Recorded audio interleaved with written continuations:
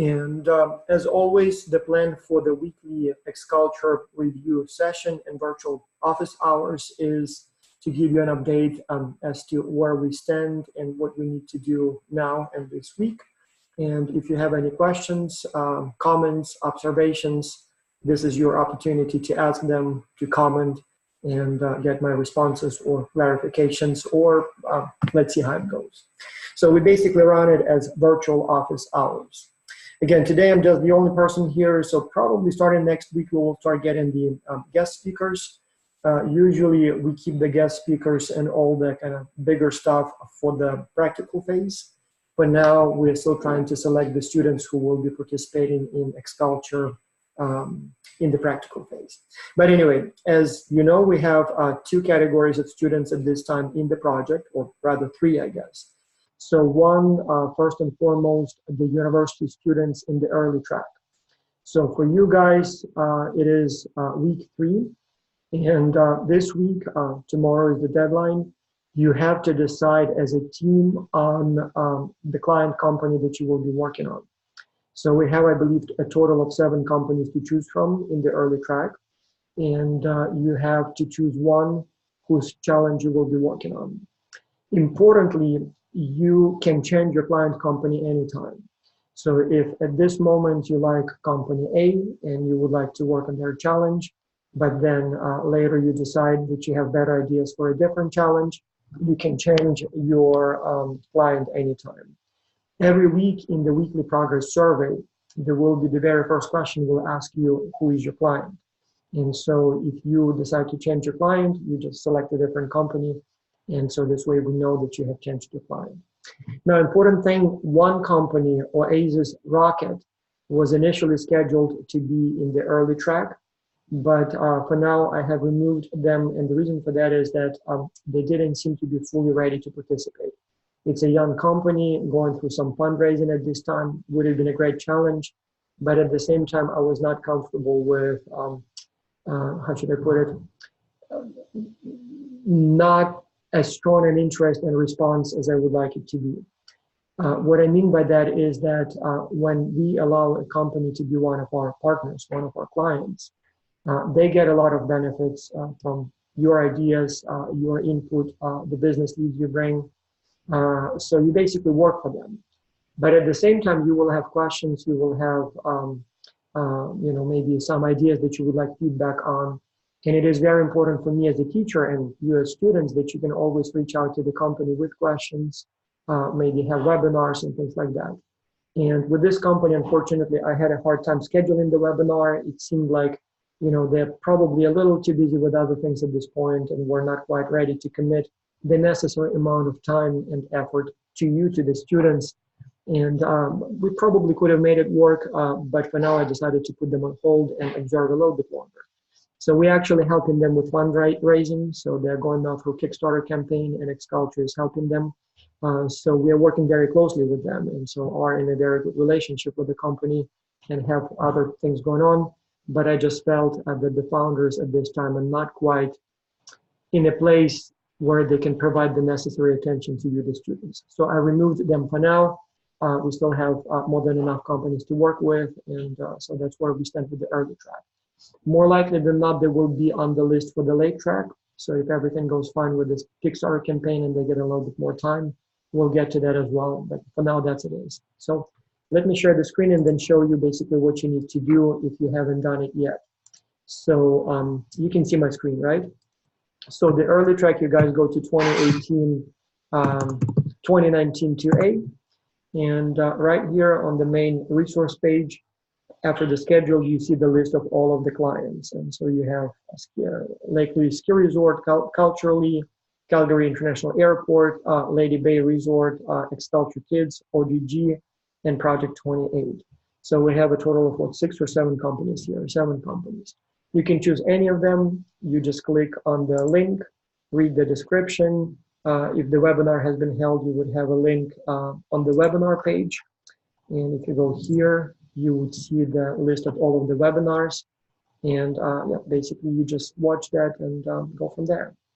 And so with some of the companies, like for example, Calgary International Airport, for Lake Louise Ski Resort. They participated in the competition last summer, just a couple of months ago. So we recorded the introduction webinar like literally just a few weeks ago. So we didn't do a separate one, exactly the same one just now. We will have another webinar with them once you've worked on it for a while. But all of the recordings are here. You just click on it and you will see the recording. And then once you've gone through it, you kind of have more information about the company, about the challenge, and hopefully can make that decision. So in the early track at this time, we have a total of 1,400 students. They come from about 30 countries and about 40 or so universities, if I remember correctly. And yep, everything is underway there. So if you have any specific questions, send your email to admin@xculture.org. Simona will respond to your emails, or if you have them now, we will talk about them in a few minutes once we revert to questions and answers. The second big group at this time in the project are the academy students, and those are non-university students who are either teenagers or professionals, as we call them. And so for them, they're going now through the theoretical training and selection phase. As I explained last time, obviously, you know, because they're not part of the university course and they do not have a professor who's responsible for them, and they do not receive training at the university level in international business and teamwork, these people are required to go through additional training before they're placed on teams. So they have 4 weeks of training that is covering things like, you know, the basics of the Xculture project itself. This week, they are working on the training module that deals with kind of the human side of global virtual collaboration. So conflicts in teams, difficult team members in teams, team leadership, communication in teams, you know, coordination in teams. So everything that is related to interactions among the team members in teams. And so as always, every week they have a test, a theory test that they have to complete to show that they've been, you know, preparing and have the material, you know, the knowledge and the skills needed for the project.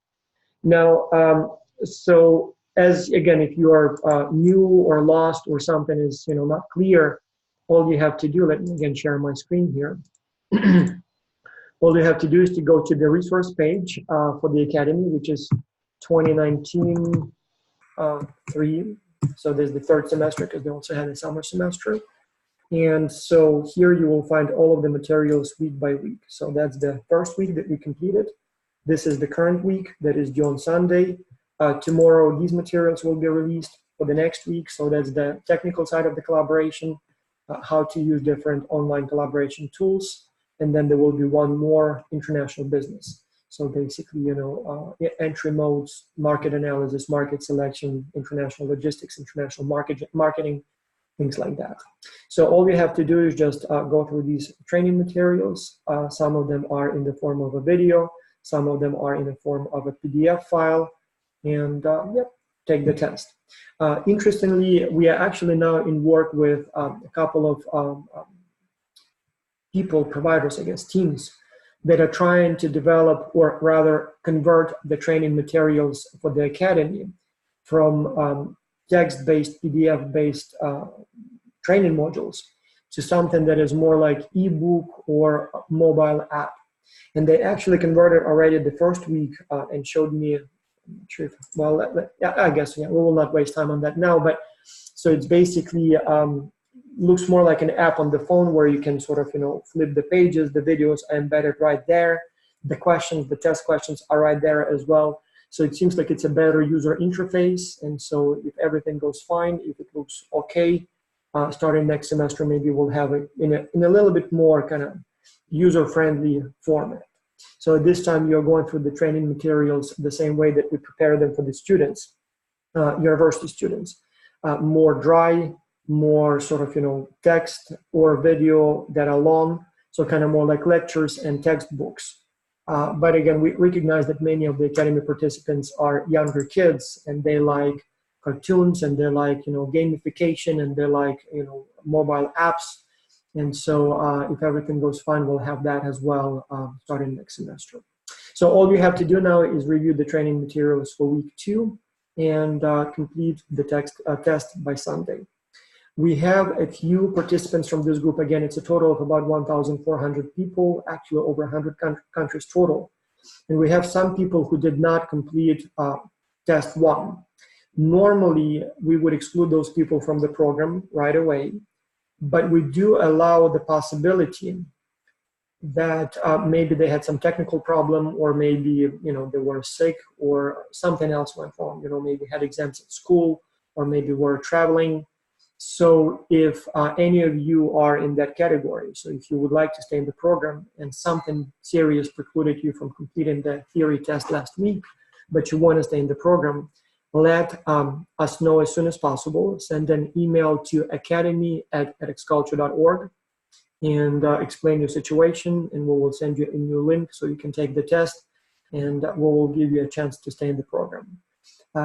There will be people who will miss 2 tests in a row, so those are obviously not that serious. That's automatically out, unless, again, something really, really serious happened, like, as I said, an illness or something.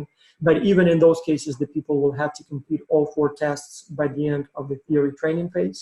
Means that they'll have to do twice as much in the remaining 2 weeks.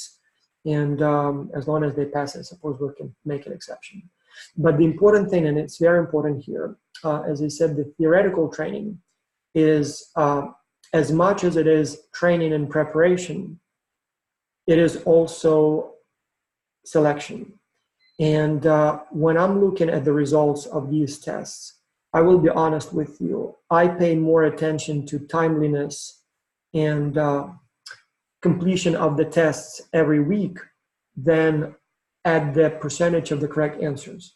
What I mean there is that if you had one test where you scored 75 and we require 80 or above, I can work with that. I mean, if we see that the results on the other tests were high, if we see that the person was participating in the webinars, if we see that the person, provided some good explanations, everything else checks out, we can live with one maybe grade that is a little lower than we would like it to be. So not being able to answer all of the questions correctly is sort of, something we can work with. But not participating, so disappearing for a couple of weeks, that is a problem. So even if somebody comes to me the last day and takes all those 4 tests in one day and gets a perfect 100 on every test, I will still not be happy, because Xculture is a team-based project, right? And so to me, the most important thing is that the team is happy. And the team is happy when everybody participates.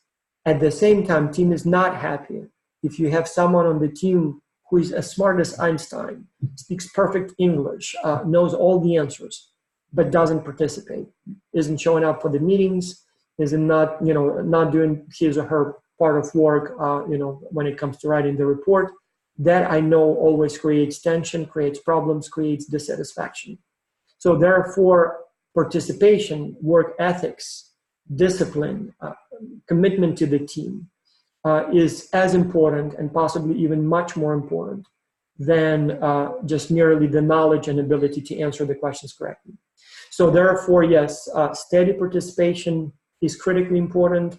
And as I said, those who will get a perfect 100 on every test but will miss one completely and will never reach out to us and will not explain what's going on, I take that as a much bigger problem than someone who is definitely trying and always is there and takes every test, way in advance before the deadline, but maybe just, has some difficulties comprehending some materials and maybe couldn't answer some of the questions correctly.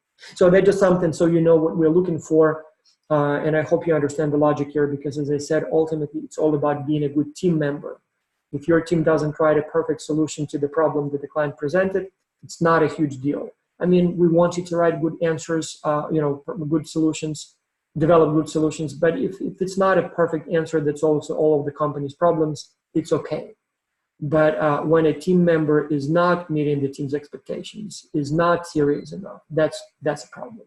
So anyway, then just so you know.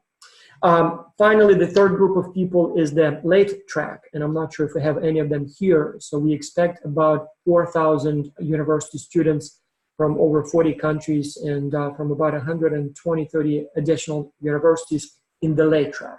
So they will be starting on October the 7th, just like the academy students. And we haven't started sending them the welcome letters yet, but we already have about 1,000 names, and probably on Monday we will start welcoming them to the project. And so the way it works with them is that they also have to do some training, and they also have to take one test, but it will be only one test, and all the training is posted as one big block. And so again, during this time, their professors are training and preparing them. We are a little bit more lenient with them when it comes to selection. So as long as they do the big training module and complete this one big test, they would be placed on teams. But again, unlike the academy students, for them, it is part of a course. So they have to complete the project no matter what, because it's part of the course that they're taking at their school. So the commitment usually is there. It's extremely, extremely rare that somebody would drop out and not participate.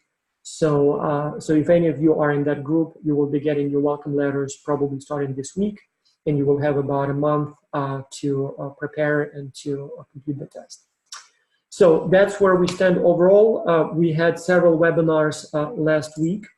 And again, let me go back to that page. So if you are either the Academy resource page or the University resource page, there is this file, a link to this file that has the webinar schedule. And when you click here, you will see all of the upcoming webinar links. And at this time, we have this one, and it's every week, as well as you have the recordings of all of the webinars we've had so far. So if you miss a webinar, it's not a problem. We will just, you can just watch it later on, because, I understand that depending on your time zone, depending on your schedule, you may not be able to attend every single webinar. I think Rachel from Canada sent me an email earlier saying that her school schedule will change starting this week, and she may not be able to participate in the webinars. Is that a problem? No, it's not a problem. I mean, as long as you watch the webinars later, Rachel, we are good, especially someone like you that, I've met many times in the previous webinars, so you're okay. So I just recommend that you watch those webinars, especially the ones for the companies and the coaches that will be coming starting, once the practical phase starts, because, that's your opportunity to learn something new, to get your questions answered, to meet new people. So obviously we want you to participate in them.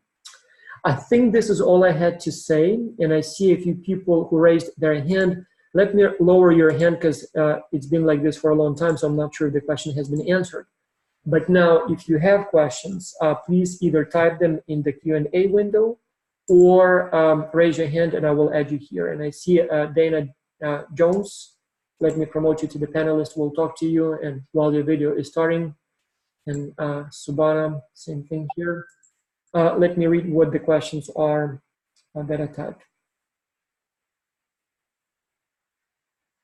Yes, so Iman is asking that I missed the webinar with X-Culture Kids as a company. So yes, so Iman, not a problem. If you missed it, it's not a huge deal. First, you can watch the recording. Second, we will have another round of the webinars once you guys are placed on Teams. So it's not a huge problem, and you can just watch the recording for now and then ask additional questions if you have any once we are, in the second round of the webinars. Dana or Dana, I'm not sure if I'm pronouncing it correctly. I think your audio is muted. So it looks like for some reason your microphone is not connected maybe. So if you can check there, so see what's going on. And same thing with Shubna. I hope I read the name correctly because it's a long name. I think when you joined here, you may need to select activate. Guys, do you hear me? Because when you're talking, I do not hear you. Dana, I see that you're trying to say something, but your audio is not active. So if that's the case, what you need to do is to go to your settings and then select the right microphone. Like, for example, Dana, I see that you're using the headset, and there is a good chance that your computer automatically selected a wrong microphone, maybe the one that is built in, and because you have the headset, they're conflicting. So you should be able to choose the right one. Same thing, sorry if I'm, it's a very long name here, Subna, I guess.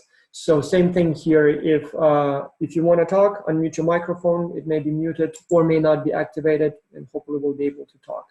And so if it doesn't work, let me maybe try to change your role to attendee and then add you again, maybe there was some sort of technical problem. Everybody else, as I said, if you, yes, I'm not sure why, if it's mine or so something's definitely not working here with the video. Anyway, if you have additional questions, again, raise your hand. I will add you to the panel. Hopefully we will be able to talk, or just type up your question in the Q&A window. Dana, for some reason, I don't hear you still. Let me maybe again change your role to the attendee, and then hopefully we will be able to proceed. And something's not right. Like for some reason, I cannot even activate your video, so it's frozen. So let's see what's going on here. Maybe guys, if you were trying to join and something didn't work, maybe try to leave the meeting and then rejoin again. Hopefully that will work better. But yeah, that's where we stand. So there's another group of people who are participating in the project this semester, and that's the coaches. So we have approximately a total of 120 trainees in the program at this time. As I said last time, we have or plan to retain about 40, maybe 50 of them, so about 1/3. And again, they have to complete training during the next several weeks. The focus of their training is on coaching. So they're taught primarily how to help you. So how to resolve conflicts, manage communications, deal with complaints, provide feedback in an effective way where it's constructive and developmental, things like that, organize webinars, training modules. And so they're going through this project as well. And so we have Karen Linden this semester, who is responsible for the program. So they have their own webinars later in the day, every Saturday. Again, at this time, they're primarily training. But then again, once we've selected the group of people, they will be helping you.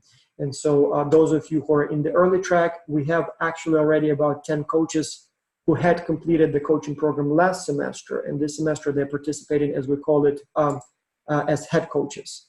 And so they are already available to you if you need help. All you need to do is to send an email to coaching@xculture.org, and they will work with you, will try to help you. So whereas those of you who are starting later, so you will be you will be able to work not only with the coaches with experience from the last semester, but also by that time we will have selected the new cohort, so you will have a lot of help available to you. Muhammad, I think you should be able to talk. Your microphone is unmuted. You had a question? Hello, do you hear Yes, me? I can hear you. Yes, go ahead, please. Do I start the video or? You can start the video. I would like to see you, sure. Okay. Do you see me? Yeah, I can see you. Where are you? So what's your location? I'm in Turkey, although I am originally from Bosnia. I just came here 8 years ago. Very nice. Okay, all right. So what's your question? Are you a university student or one of those pre-college teens?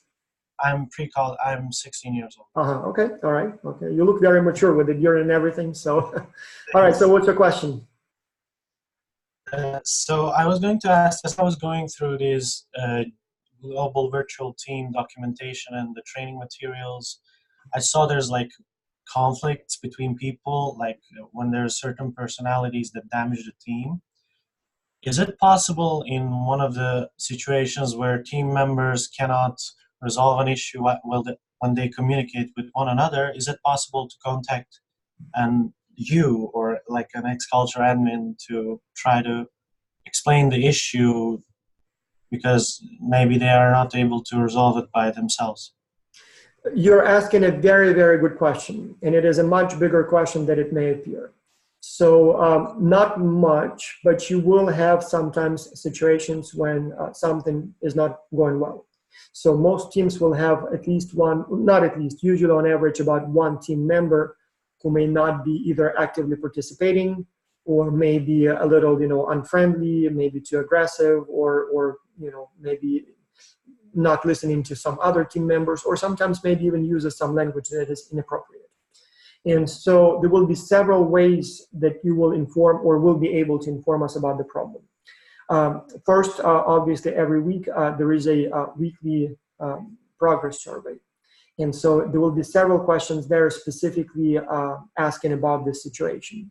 So you will have first the peer evaluations. Let me show you what they look like. Let me share the screen again. And it will take me a second to load the right file.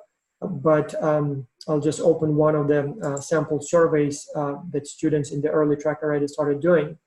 So there will be a question. First, is everyone participating actively in the project? Is all going well in your team? You will be able to tell us both numerically if somebody is absent or how many people are absent, but also explain in your own words, write as much as you want. So again, any problems with the team members, but also if everything's fine, just write that up too and tell us that yes, everything's fine. If one of the if a specific team member not doing his or her work, you will be able to signal it in several different ways. As I said, one, you can literally describe the situation in detail in the comments window. So once the survey opens, I'll show you what it looks like, and it's pretty much identical every single week.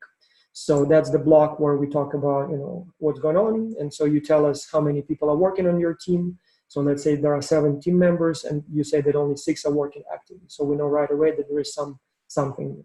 Second, likewise, we ask if there are any conflicts in the team, interpersonal conflicts, process conflicts, task conflicts. And you may say, no, all is good here, all is good here. We just had one little misunderstanding here, for example. Or maybe we had 6 or more, so whatever it is. Have you witnessed any problems like, bullying and, like insulting or rude language? People are not being nice to each other. Again, you tell us here numerically so that we can get a sense of what's going on. Then you have the peer evaluations. And here now it's, you see the code, but in your survey, you will see the names of your team members here. So obviously it has to be programmed so that every person sees a different list of names because each one of you has a different list of people. And so we ask if you've been able to communicate with this person. And so, for example, if you say, no, never, this person never talked to me, we know that there is a problem, so we'll do something about it. We ask if this person is working hard, is, basically actively participating in the project. Again, if you say, yes, everything's fine, we are happy. But if you say, no, not helpful at all, not doing anything, obviously that's a problem. Creativity helps with leadership, is nice, friendly, positive, and you tell us about that. So, and then obviously we will ask a few more questions, is everything clear to you? Are you okay? Do you believe that you can finish the project on time? Do you need any help? And so finally, you will have a whole window where you can type up all your details. And some people write literally pages and pages of text there. Some simply describe what's going on. Everything's good, but let me tell you, this happened, this happened. Some actually are, describing problematic situations. Obviously, because there are over 5,000 students in the late track, that's when you will participate. I ask you not to send me the emails. I will not be able to read them. Just way too many. The way we deal with these comments that you will provide is we have the coaches, as I said, so there will be about 50 of them, and there are about 10 of them now in the early track because it's smaller. And so they read all those comments in much detail. And if there is a call or comment that there is a problem, like if you say this team member is not participating or is not nice to me or there's something else going on, right away we will reach out to you and we'll say, hey, Mohammed, so in your comments you said there is this problem. How can we help? Would you like just to tell us more and we'll decide, try to work it out with, between us? Or is it something we need to contact their teachers or professors about, or maybe involve them? So we will always assign 1 or 2 coaches to this case who will do some investigation. We'll talk to all the parties and we'll try to help you. Again, their job is not to judge or not to punish, but to see what's going on and then try and help you resolve this issue. And if it's not resolvable, occasionally we don't have many of those cases, but sometimes there may be a person who is unreasonable or too, as I said, negative and, always complains and, the team obviously cannot work with it. We may even be able to exclude not maybe, in that case, we will exclude the person from the project altogether. Almost always when a person is excluded from the project, that's because the person is not participating actively. So you tell us that, he never showed up for any meetings, never submitted his or her work that was due this week, and we reached out several times and never got a response. Then we assigned the coaches tried to call the person and never get hold of him or her, or talk to the person and the person says, yes, I'll work hard, and then another week and still nothing's going on. In those cases, we just drop them, obviously they're not interested. But it's extremely rare that there is a conflict, and even after we talk to the person still says, oh, no, they're wrong.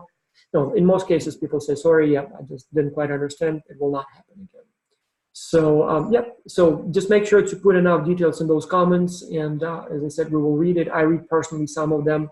It's way too many, like when 5,000 people every week write half a page or, 2 paragraphs. That's, just I would have to quit my job and just do the readings if I had to read all of them.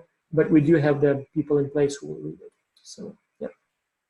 So, thank you for clarifying it. And can I have just a little one more question? Very Yeah, please, little please question. go ahead. I was wondering about the certificate. I have watched the videos where it explains that the certificate, I mean, if I get it, hopefully, that it's going to be very detailed. And does this have, for example, does this help to get a scholarship or a job with something that isn't about business, like some other department, like, I don't know, medicine or That's again a software? very good question, and the answer is yes, it could. Does it guarantee that you will get the job? Well, I guess it depends, but it definitely could. And I have literally hundreds of emails from students. I'm not kidding you, like literally hundreds, that say that I was applying for a job or applying for a stipend or applying for a scholarship, and so only after I told about my culture experience. The employer, interviewer, recruiter, investor expressed interest in me. But let me show you what it looks like.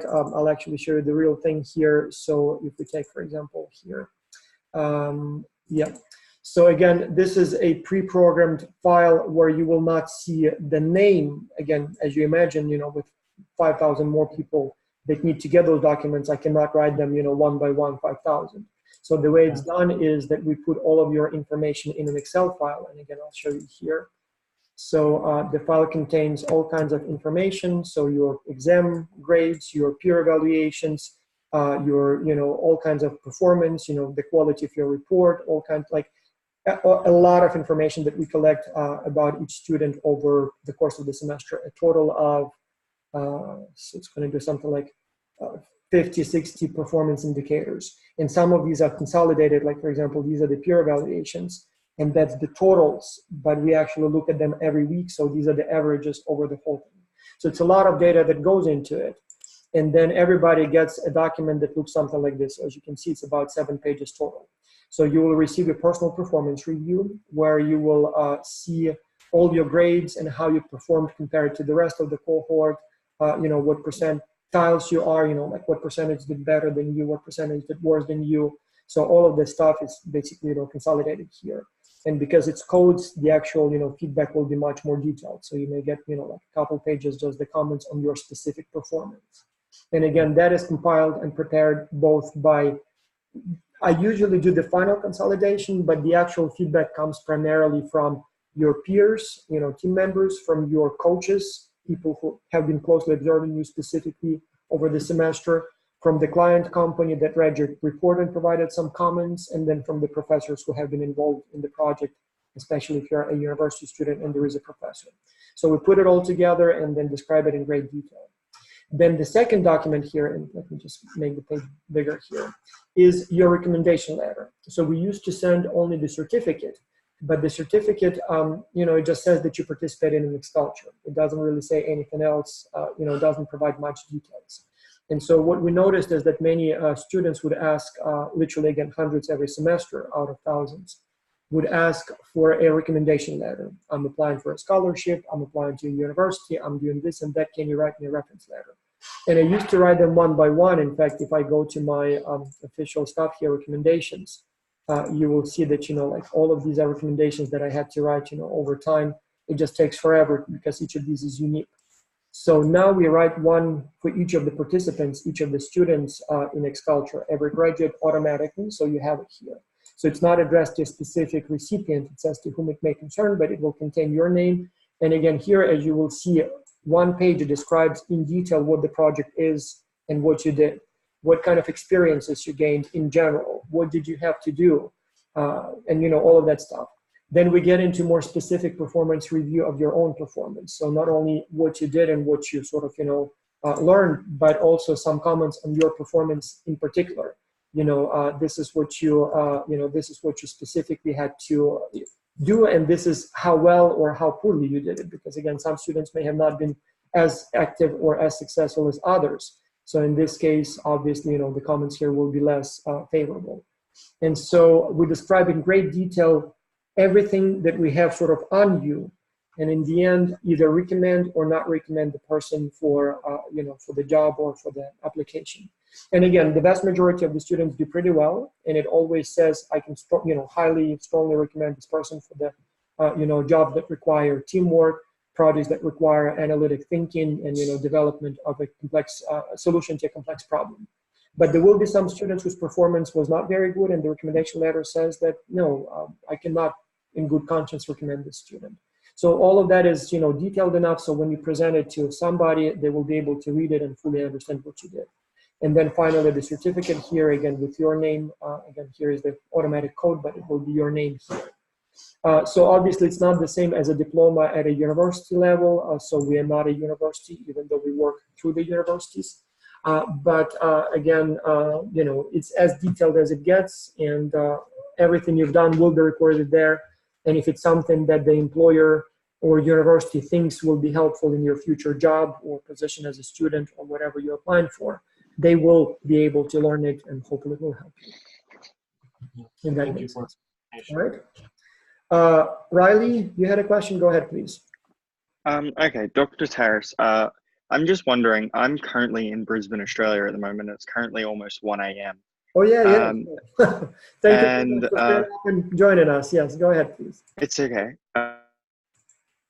I'm from a couple of, and I was wondering, is it possible that because it gets so late here when the webinars are on, that I watch the version of the webinars but still be considered for selection for the Academy program? Because I did read that it required you to participate in 2 of the live webinars.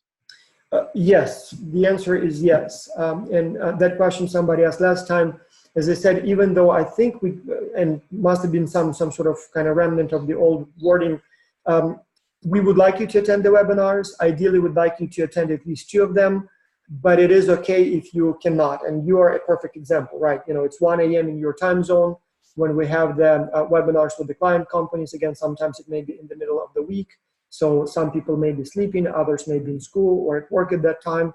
Totally understandable that you are not able to attend all or maybe even any of the webinars.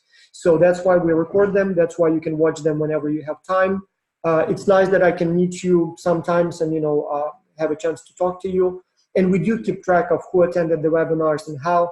But again, not so much to sort of punish those who did not attend, but rather more to see if somebody is on borderline. Maybe somehow didn't do well on one test. We may then take a look at the webinars and say, all right, well, maybe Riley, didn't do well on one test, but it looks like he attended a couple of webinars, so he obviously is trying, so let's give him the chance. But overall, no, webinars are not exactly part of the selection process, just because, as I said, it's unrealistic with people literally all around the planet. It's unrealistic to expect that, everybody would be able to attend. So try your best. If you cannot attend, no big deal, just watch the recording. And yeah, if sometimes you have nothing better to do and can attend, great. But if not a huge problem. All right. Thank you very much. Okay, sure. And I see we have quite a few questions online typed up, so let me go to those. Meanwhile, again, those of you who have questions, you can raise your hand. So let's try again. We have Deborah here. We have Subhana. So, and while their system is switching on, let me see what other questions we have. Galaxy S9 is asking, so that's the name, the way it appears, is asking that I did my second week's test but haven't received the results yet. You will receive them on Monday or usually Tuesday of the next week. Again, grading these tests takes time. Also, we do it in bulk, so we usually don't even look at them until everybody is done, until the deadline has passed. And that's the time when we grade them all at the same time. So we have several people, some professors who volunteer, and the coaches. And so we will download the data right after the deadline, so basically on Monday morning. And then we will spend a couple of days reading, evaluating. So some of those are easy to evaluate. All we have to do is just multiple choice. So we just tally up the totals, which are done automatically. In week 2, you have a bunch of questions where you have to type the answers, and they have to be read and evaluated. And so we will do it on Monday. And then on Tuesday, when we send you the link to the next test, that's when you will also see the performance review of your previous test. So you will see the grade for the first and the second test. And then, as I said, there will be a few people who will perhaps not take the test at all. Usually we wait if they reach out to us and say, hey, I was sick or I was traveling, can I retake it? We give that option. Likewise, if somebody didn't do well, we may reach out and just check if it was a technical problem. Like, for example, last week, there was one girl who did a very good job overall. So she posted the introduction video, obviously put a lot of effort in preparing that, but she did not answer a single question in the test. And so we were not sure what was going on, but it looked like for some reason like it was some sort of a technical error. So it almost looked like for some reason the answers were not recorded. And so we did reach out to her saying that something's not right here. So was it a technical problem? Would you please take it again? So if that happens again, we are trying to pay attention to those things and take into account. But yes, usually you will not see your results until the next week. And the reason for that is because it takes time to evaluate those reports. All right, Deborah and Subhana, whichever one wants to go first. I think. Yes, sir. Yeah, go ahead. Am I pronouncing your name correctly? Is it Subhana? Yes, it's Subhana. Okay, all right, got it. Sorry that I didn't get it right the first time. So yes, please go ahead. Hello, sir. I'm from Nepal. Okay.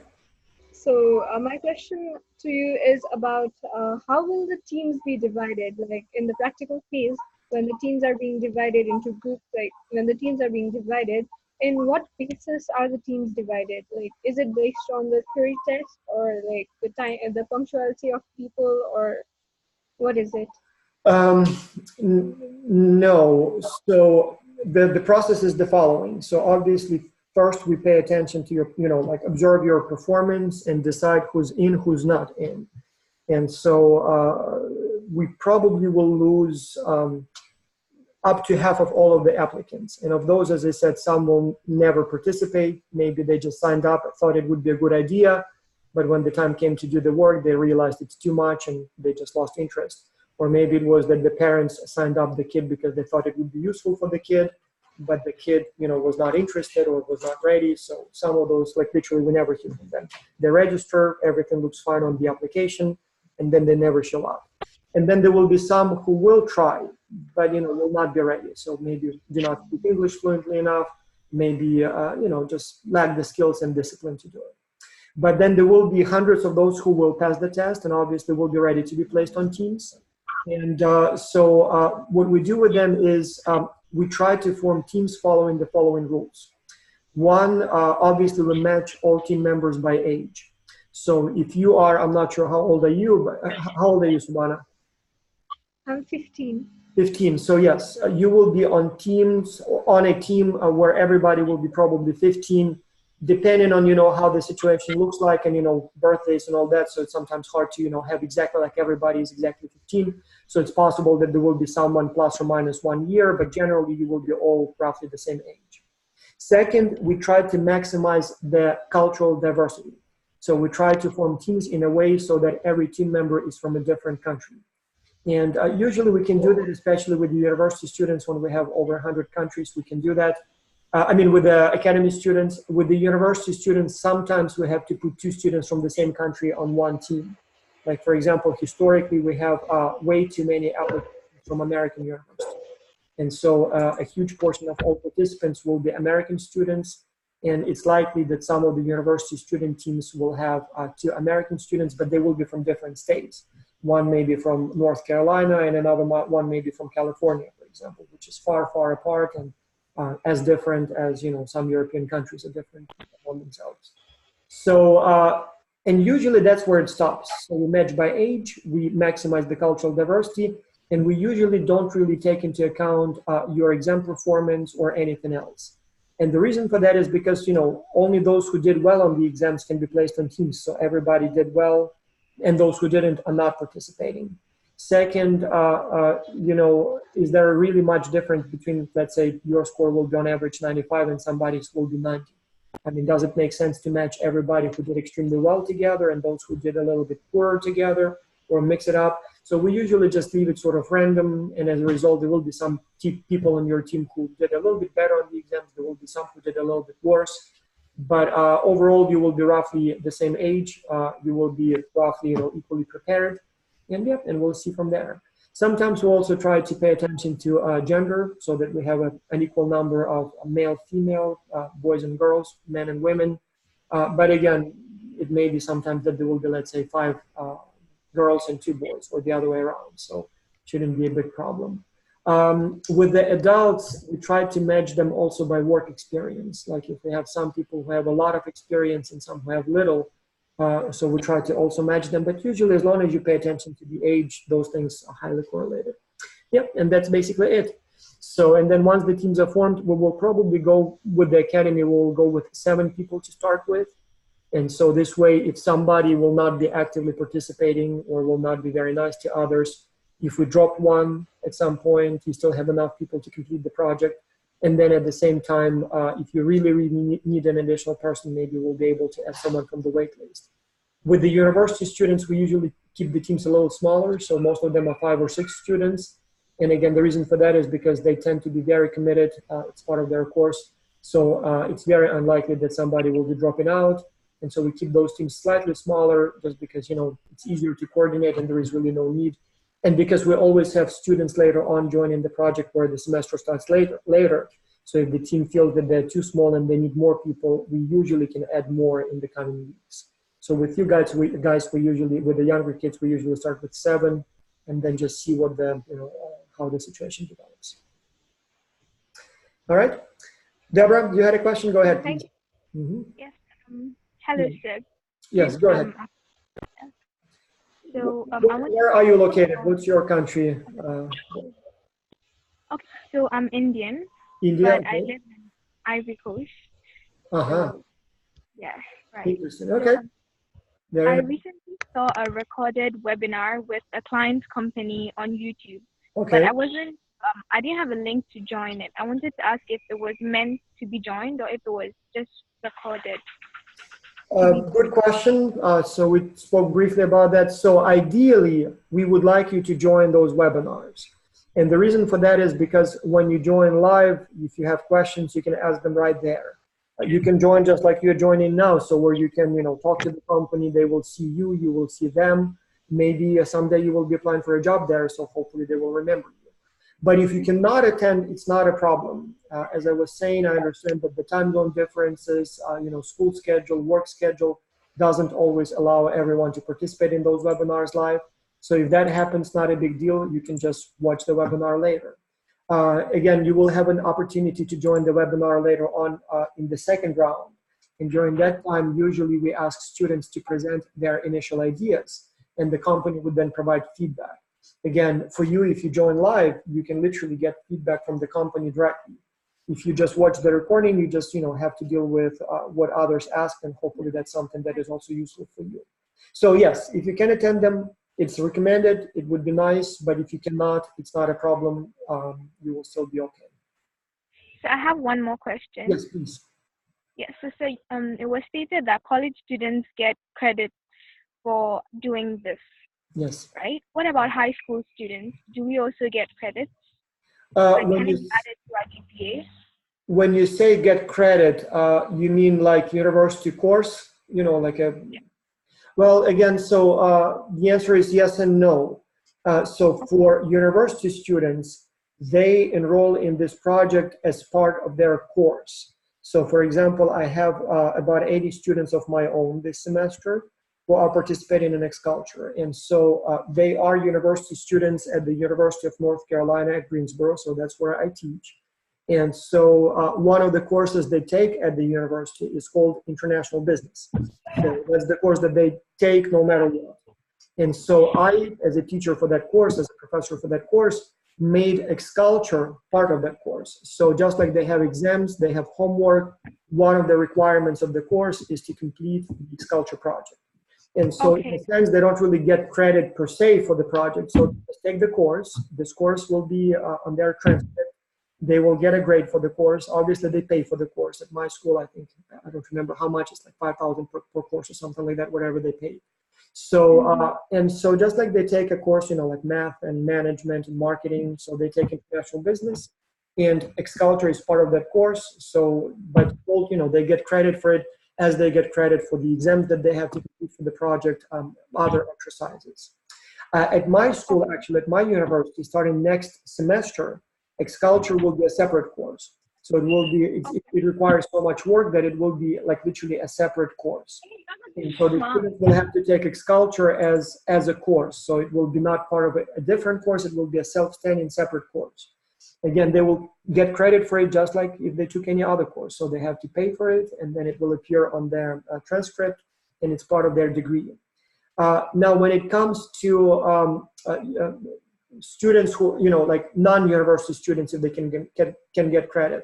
So in theory, for example, at universities like my school, when X-Culture becomes a separate self-standing course, in theory, it may be possible. So some schools may require or may allow external students to take that course for credit. If they do, obviously, they will be required to pay whatever the courses cost at that school. And I suppose in that case, they can put it on some transcript. Again, some schools may not allow external, non-student participants to take courses. So it would be up to the regulations of that particular university. When it comes to high school students like yourself, again, we have some schools that participate in this project as part of the curriculum. So we have a few schools that made this X-Culture project as a requirement for their high schoolers, students. And so for them, it would be part of the curriculum, part of the things that, it will appear on their transcript. Others enroll individually, and so they will get the certificate from us, they will get the recommendation letter, but no university credit per se. So that makes sense. So it depends on the specific circumstances of the student, of the school, of the university. All right? Okay. So if I need the credit, I can talk to my school and they can reach out to you? Yes, so we can definitely talk to the school, explain to them more what this entails, and if they decide that it's enough to give you credit, I suppose, we can definitely make it work. Likewise, again, if you need a college credit, I can check which universities offer this as a separate self-standing course, which we have some. And as I said, next semester, my school plans to do it. But then you will have to look at the requirements and whether or not their policies do require students who are not a full-time student at the university to take courses. I know some courses at my university would be allowed to be either audited or taken for credit by kind of non-residents. But again, here the regulations will be different at each school, and it may be possible, but we have to take a look at specific circumstances. Okay. All right? Thank you very much, sir. Yep, thank you. Thank you. Jemena, you had a question too? Go ahead. Yeah. Mm-hmm. Hi, Dr. Rose. I'd like to ask a question. Yeah, go ahead. Tell me also where you are. I'm curious, the location and everything. So I want to meet you, and then we'll go to the questions. I'm from Egypt. Egypt. Very nice. So it's also a late hour. So my question is. Yeah, go ahead, please. Yeah. Mm-hmm. No, it's okay. I couldn't find the link to the web-based survey. I tried from different devices to reach out to the link, but I could not find it whatsoever. Okay, so please send an email to academy@xculture.org, and we will send you a new link. So in your case, you have the link, but when you click on it, it's not working?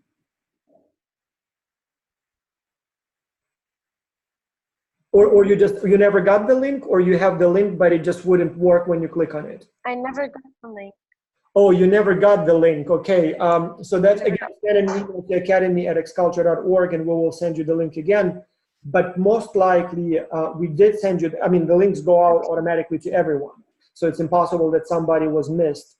What happens usually is sometimes your server, your email program, thinks that we are spammers, because it may see that we send literally 1,000 of those messages every week because there are so many students. And sometimes our messages get into the spam junk mail folder, basically. And so check there. So it may be there. Second, sometimes our email comes and sometimes students just accidentally delete it. So didn't read it, didn't notice that it's from X-Culture and just delete it. Again, look for emails from academy@xculture.org in your email account. Deleted mailbox, incoming mailbox. More likely, like 99.9%, that it will be somewhere there. Or maybe quarantine if you have that folder. But if not, if it's still not there, just send us an email. We will send you the link again. So it shouldn't be a problem. Each week we have a few students where that is the case, and so it should work. So I assume you received my email with the invitation to the webinar, so the email address should be working. And if so, most likely it's just simply in the junk mail folder. We do have, interestingly, so out of what, like 1,400 applicants or so that we accepted, there would be like maybe 5 each year whose email just stops working in the middle of the semester. maybe the email account is full, maybe something else went wrong. And so unfortunately, we never can reach those people anymore because, you know, the email is simply not working. So, but yeah, as long as it's working, you know, we should be able to resend it to you if needed. All right? Okay, thank you. Okay, and let me see. So we have only 5 more minutes because we need to start the webinar with the coaches. So let me see if there are any other questions here that I didn't answer. What is the good score to get on the test? Nada is asking, well, normally we expect 80 or above. As I said, try to get 100 to be sure. At the same time, if it's a little below the threshold, but you do very well, otherwise we will give you a chance to maybe retake the test. But yes, ideally would like to see 80 and above. So Riley asked about the webinars. We discussed that one already. So Deborah asked the question again. We discussed it about the recording webinars. Jomana said that her link is not working, and so we talked about that. So I see that she typed that question as well.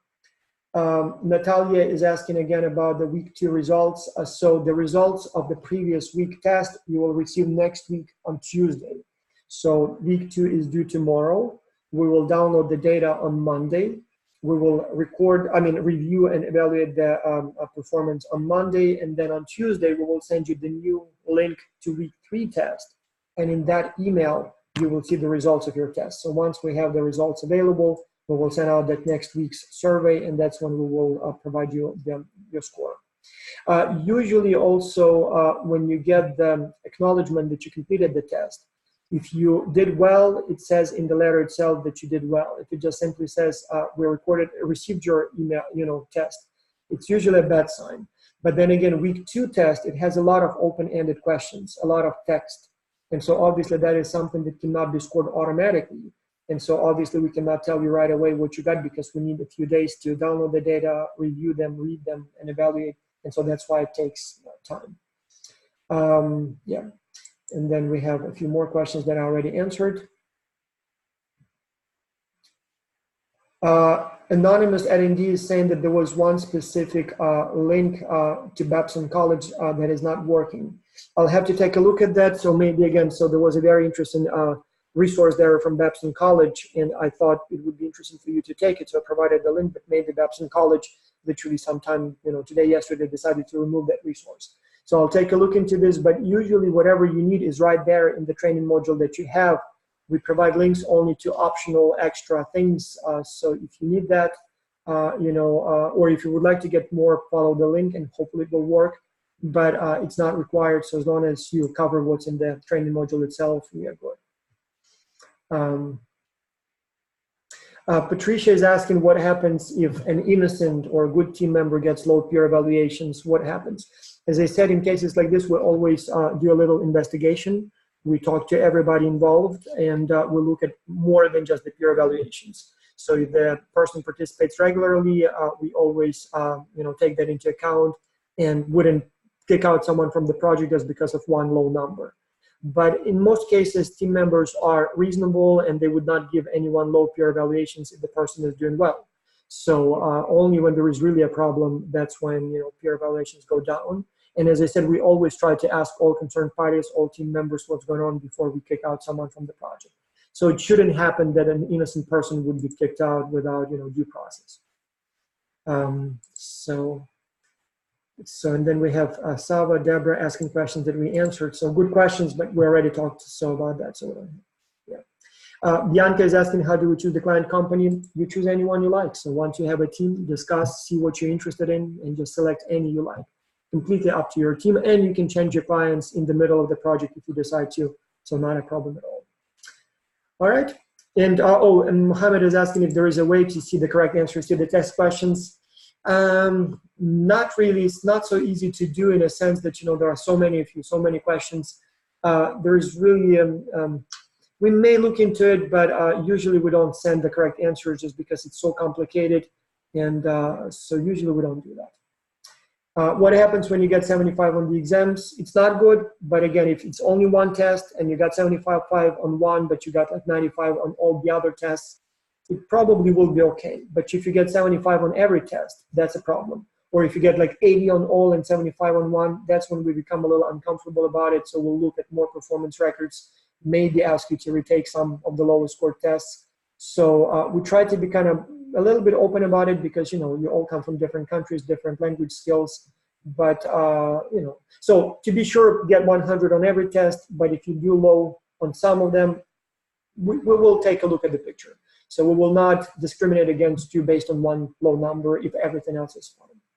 All right, so we have to start the next webinar. Thank you so much for your participation. Good questions. I'll see you next week, I guess. And yeah, good work so far, guys. Thank you so much.